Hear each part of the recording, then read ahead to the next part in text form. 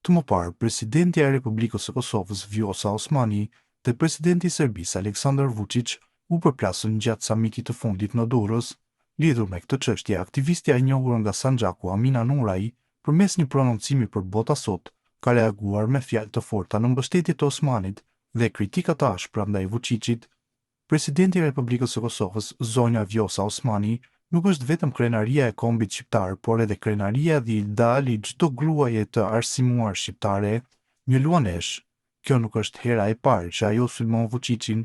Kjo është hera e 1000, pikërisht kështu duhet të veprojë zemra shqiptare, të mos lejojë maskëm të na poshtërojë, të na shkel, të na ndalojë lirinë e fjalës, gjuhës, kulturës dhe kombit. Çdo intervistë të saj, çdo fjalë të saj e shoqëroi me respektin dhe dashurinë time personale dhe të madhe për një grua shqiptare, një luanesh. Gjithashtu mendoj se zonja Vjosa është nga presidentet më të mira që ka pasur ndonjëherë Republika e Kosovës, ka thënë ajo.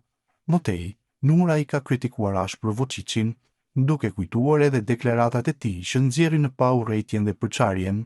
Dhe sa i përket Aleksandar Vučićit, gjithçka pritet prej tij, sepse ky është njeriu që deklaroi dhe deklaratat e të cilit do të mbahen mend për gjithë jetën, e cila shkruan për një serb 1000 musliman, një njeri që jo vetëm që urren popullin shqiptar, por urren edhe popullin e tij serb. Ai është një njeri cinik, pa fytyrë, pa karakter, një njeri që nuk është i mirë për popullin shqiptar, bosnjak apo serb, është shprehur ajo. Në fund, Nurai ka bërë thirrje për ndryshim politik pasi që Vučić promovon luftën.